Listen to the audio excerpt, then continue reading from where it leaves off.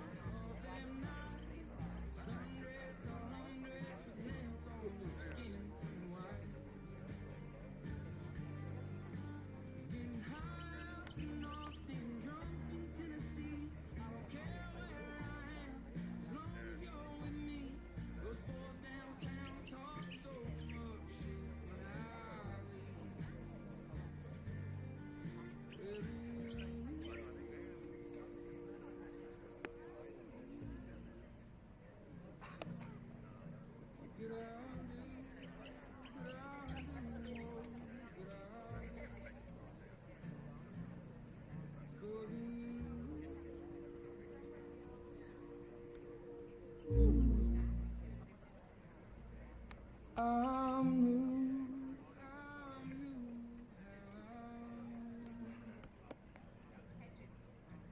Way the grass smells at night, we got flames all around. As they reflect the spark, and you say we'll never die.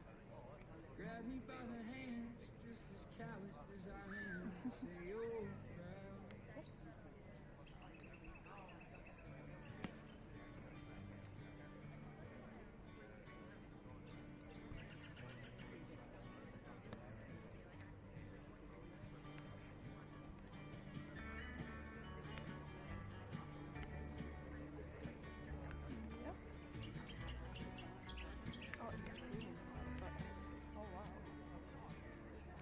Break me down, baby.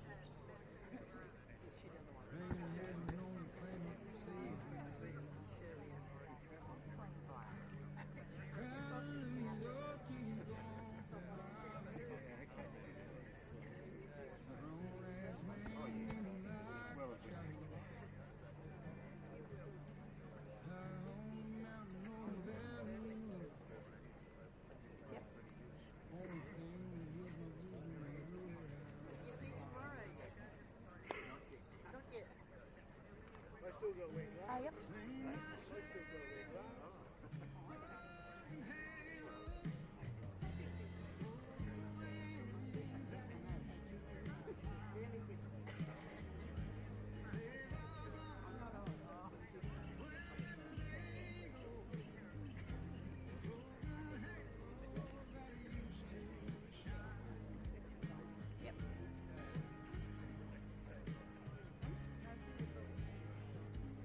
Yep.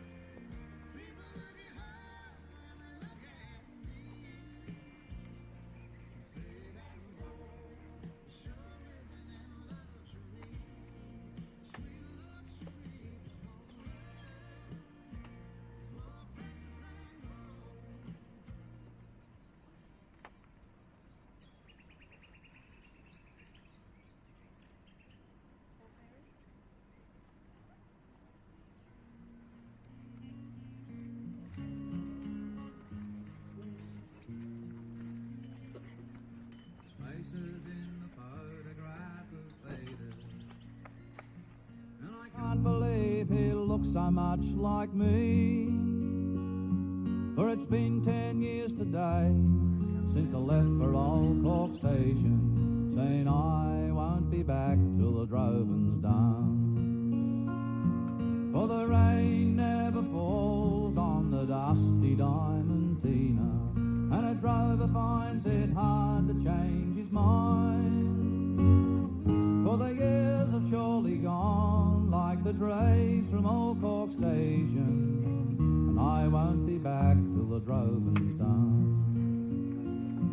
Well, it seems like the sun comes up each morning, sets me up, then takes it all away. For the dreaming by the light of the campfire at night ends with the burning by the day.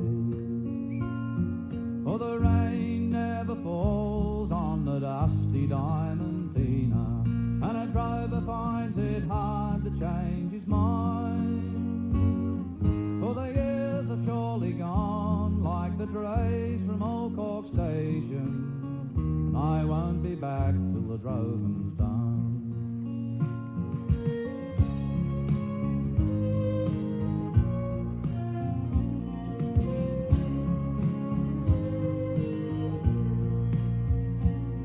Sometimes I think I'll settle back in Sydney, but it's been so long it's hard to change my mind. For the cattle trail goes on and the fences roll forever, and I won't be back till the droving's done. For the rain never falls on the dusty Diamantina, and a drover finds it hard to change.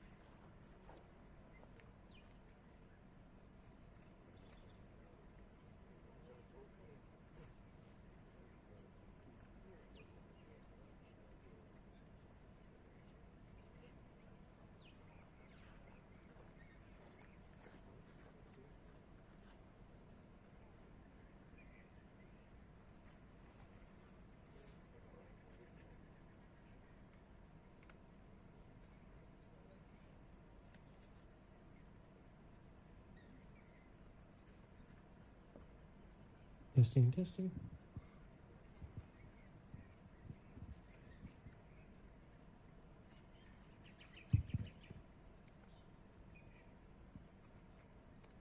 Have another go. Good afternoon all. I would like to welcome you today as we come together to celebrate the life of George Arthur Spotswood. My name is Ken Wright and I'm honoured to be conducting this on behalf of the family. But firstly, I'd like to pass on my personal condolences to Lynn, Gary and Angela, Roy and Joe and their families. What unites us today is the common bond of relationship and respect for George, as you remember and reflect upon his life amongst us. But today is not just a time of reflection and memories, it is a celebration of his life and what he was to each of you. In our thoughts today, we would like to acknowledge those family and friends who could not be here in person, but are here in spirit and in your hearts. Death has come to George as it comes to all human beings, and there are times when we need to remind ourselves that only nature itself is permanent. All that has life has its beginnings and its end. Life exists in the time span between the birth and the death of individuals, who in turn pass on the process of their life through their children and through their children's children. Life's significance lies in the consequences, purposes, and achievements within that period. The final parting signified by death is bound to bring shock and sorrow whenever the ties of love and friendship are involved.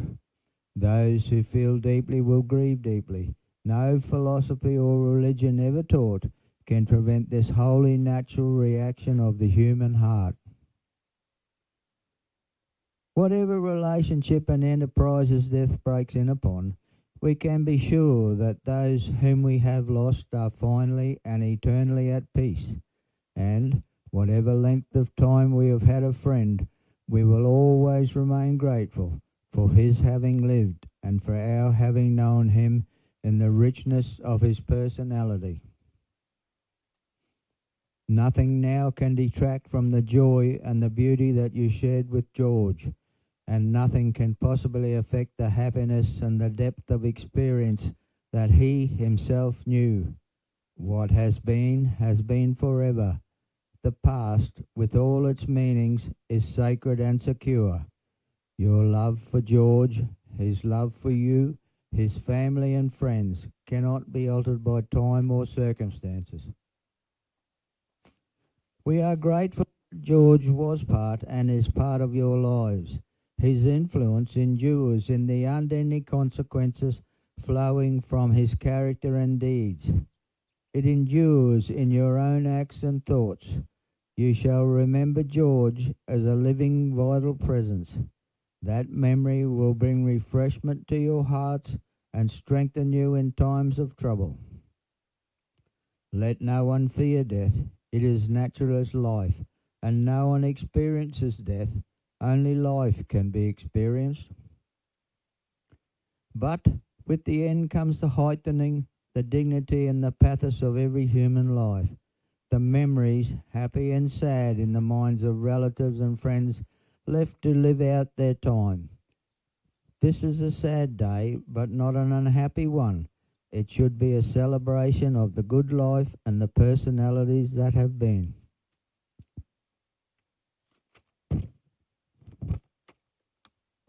I will now call Chloe, Raquel and Daniel, please, to come and share some memories with us.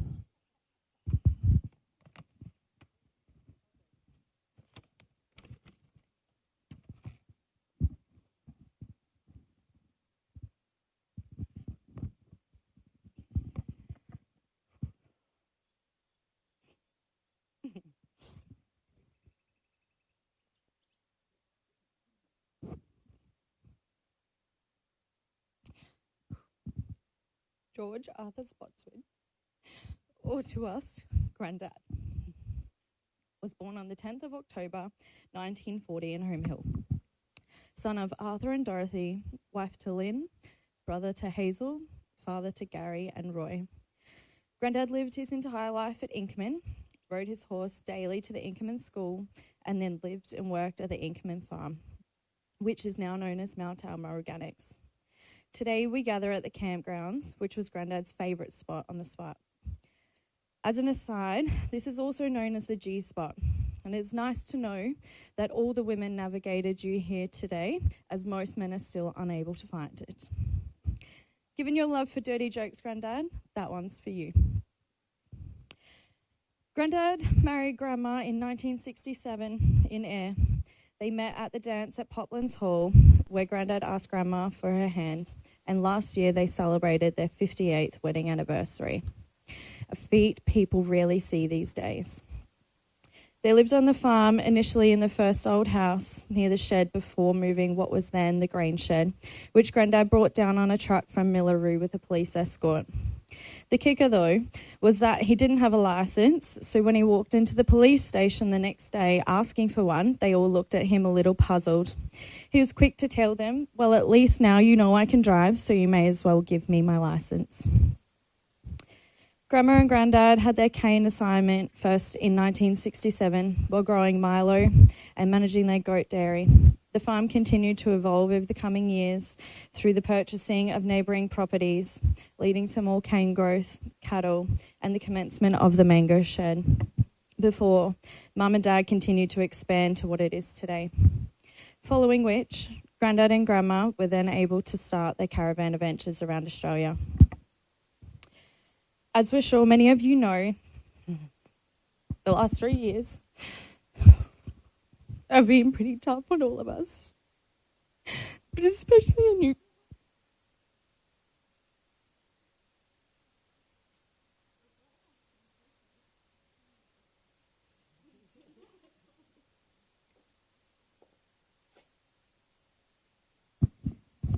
All right. I won't push a button. Before I pass on to Rochelle, I just want to mention the unwavering support you have shown Grandad, not only through your years of marriage, but through these especially tough last few years is remarkable. You have shown us all what true love, unconditional support is, and we're so very lucky to have you as our grandma. To Mum and Dad, words cannot express what you have both had to sacrifice to look after Grandma and Grandad, as well as us over the last few years. Your strength is something everyone here admires, and we're so fortunate to be your children.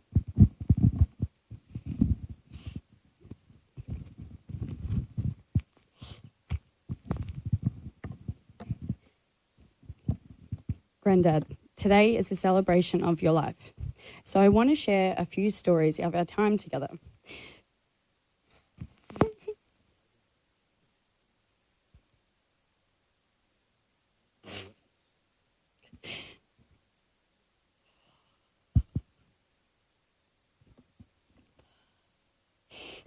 Starting with a trip back to when the world stopped. Not much up here in the Burdekin, but for my life in Sydney, it was standstill. When COVID hit, I decided to get out and come back home for a few months. During the 3 months that I was here, Grandad would pick me up from the shed at 10 a.m. and 2 p.m, where we would head out.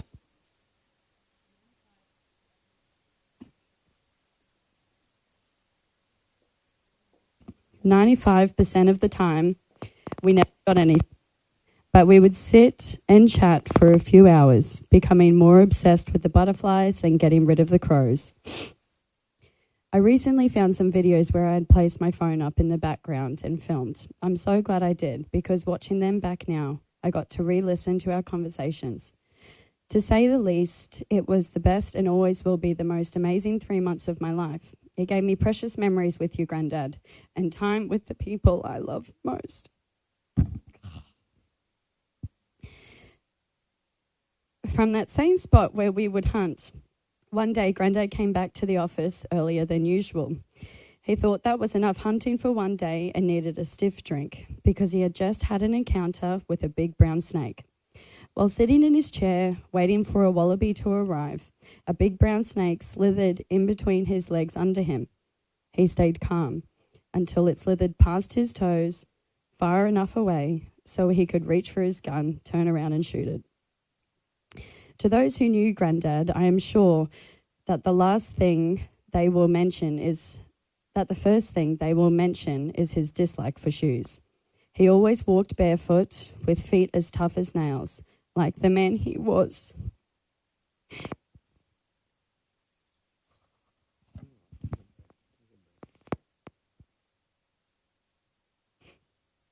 Up top, he often wore a flannel shirt and shorts. Now, I wouldn't say that Grandad was on point with his fashion sense, but when he was on holiday with Grandma in LA many moons ago, enjoying a chopper flight, he happened to ask the pilot where he could buy one of the jackets that the pilot was wearing. The chopper pilot simply gave it to him, to which Grandad kept and gave to me. It's something I'll cherish for a long time. This story also speaks to Grandad's love for flying. Any opportunity that he had to get into a plane or helicopter was something he took with both hands. This love for flying also developed into building his own plane. Grandad was also quite the partier, almost a bit of a dancing queen. When he was younger, they would hire the cricket club on a Friday night, take the amp and the cassette, and dance around the hall. The kids would be running amok, and Grandad would be spinning tunes. So I guess we can add DJ to Grandad's long list of skills. Grandad, there are memories of our time together that I'll hold on to for a lifetime. Thank you for the lessons you've taught me and for the ones you're still teaching me. But above all, thank you for being my Grandad. I love you forever.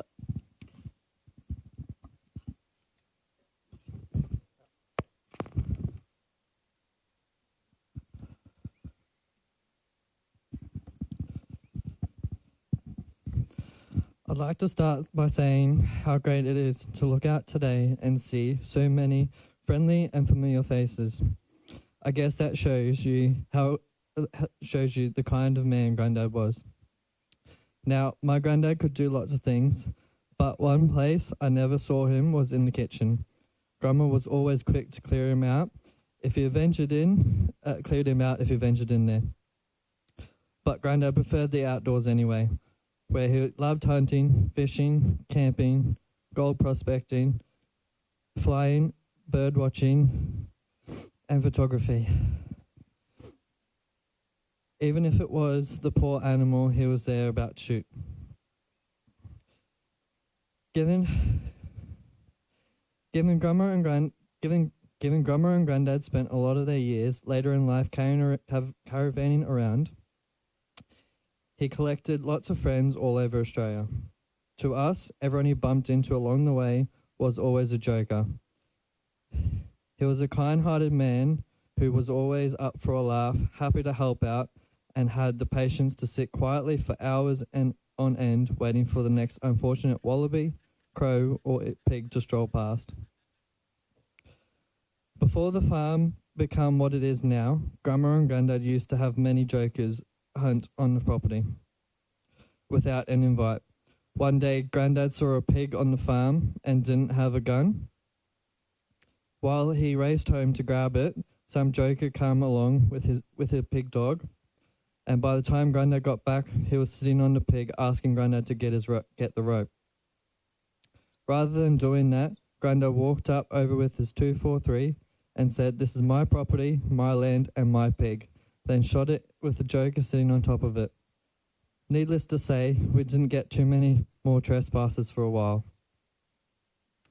In addition to his outdoor life, Grandad also loved making model tractors, trains, and Lego, which is something I still do today. And while he didn't get to see my growing collection, I'm sure he would have enjoyed it. Grandad is going to be a very different place without you around, but I know when I feel like reflecting on the life you lived and the memories we shared, I'll certainly come back here to the campgrounds, your favourite place. I love you forever.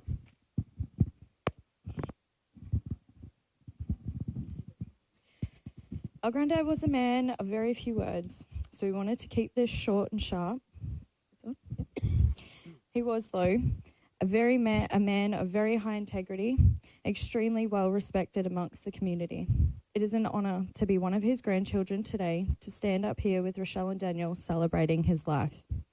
So to that, Grandad, I'll save your ears. Toast you over a few espresso martinis. We love you always.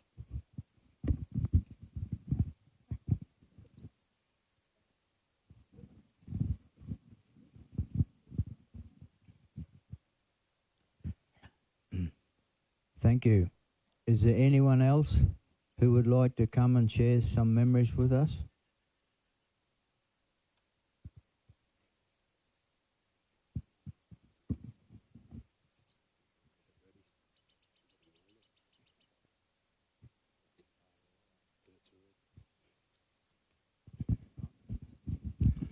All right, I'm going to give this a crack. About 14 years ago, I met George. A bit after, I met Gary at the Kinefield Ashes. George and I had one big thing in common. We both love our hunting. So George and I had a fair few mornings and afternoons sitting on the headlands on the farm here, waiting for pigs to show up or waiting for dingoes that were around. George could sit there quietly waiting for pigs for hours while I was doing Gangnam-style moves to try to get rid of all those mozzies.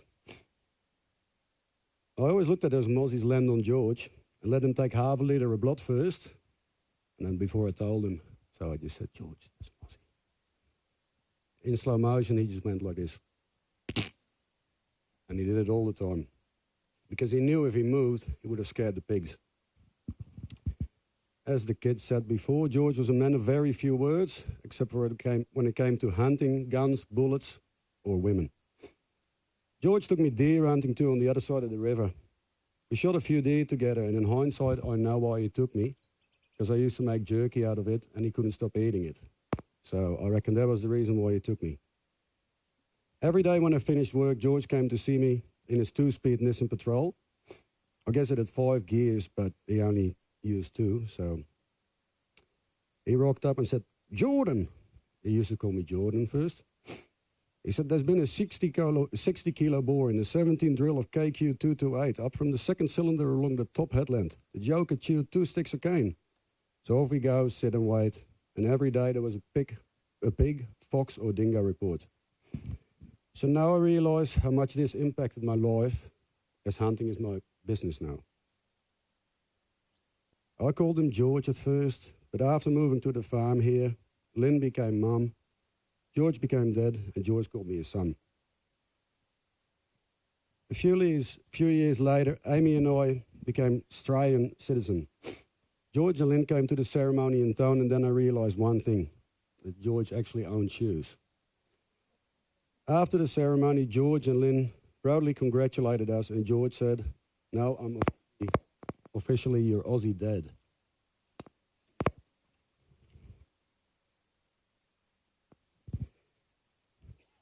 So last Sunday, I just didn't lose George. I lost a mentor, a great friend, but most of all, I lost my Aussie dad. George, I can already see you chasing those pigs on the headlands of heaven. Love you. Thank you for that. Is there anyone else?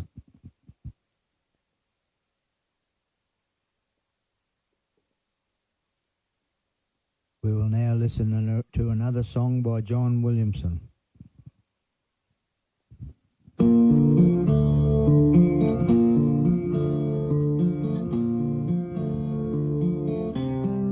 Hey, true blue,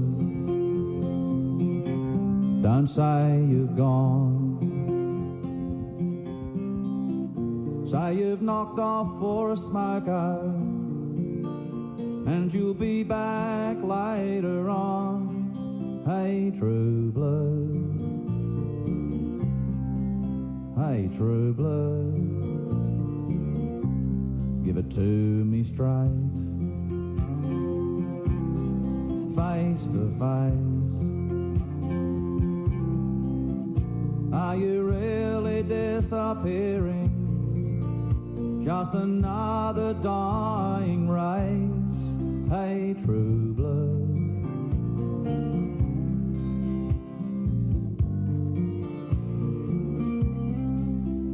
True blue. Is it me and you? Is it Mom and Dad? Is it a cockatoo? Is it standing by your mate when he's in a fight, or just Vegemite? True blue, I'm asking you. Hey, true blue, can you bear the load? Will you tie it up with wire just to keep the show on the road? Hey, true blue. Hey, true blue. be fading? Is your heart still there?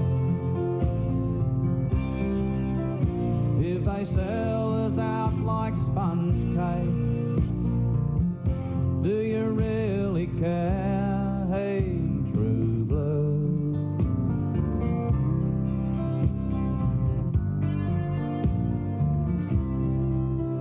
True blue.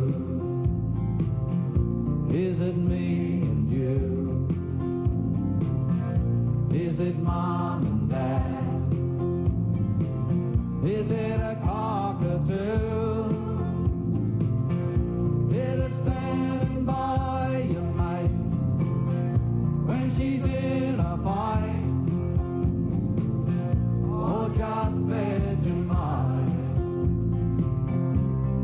True blue, I'm asking you. True blue, is it me and you? Is it mom and dad? Is it a cockatoo? Is it standing by your mate when he's in a fight? Or just Vegemite? True blue, true blue.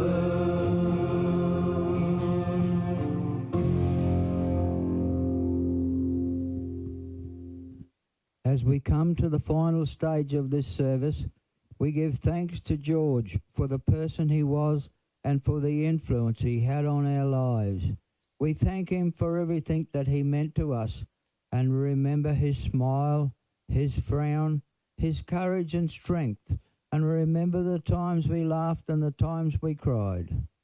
The tears you shed here today are of love, and it is with this love that we tenderly and reverently commend the body of our loved one to the purifying light, and ultimately to Mother Earth, from which all life comes and to which all life in the end returns. We are grateful for the life that has been lived and all that life has meant to us. We therefore commit George Arthur Spotswood to the elements from which he came, knowing this as a natural and a universal cycle. We recognise and revere it as a vessel throughout the life of the personality and the spirit of our loved one. In these last moments, let us pay our respect and wish him everlasting peace. We will listen to a song as we conclude the service, and on behalf of the family, I thank you all for your attendance here this afternoon and wish you all a safe return to your homes. The family would like you to remain here for refreshments after the service. Can I have the pallbearers, please? Oh, right. Sorry about that.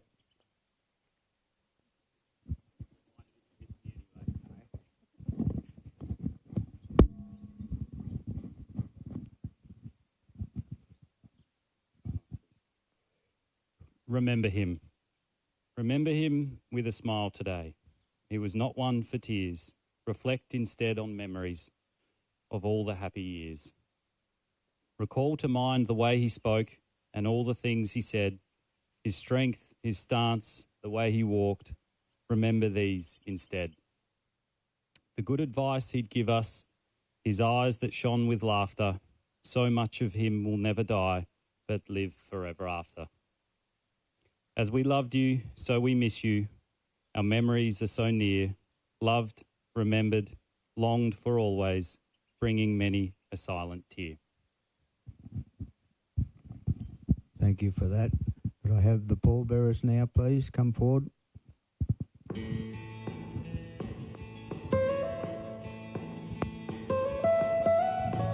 Almost heaven, West Virginia, Blue Ridge Mountains, Shenandoah River. Life is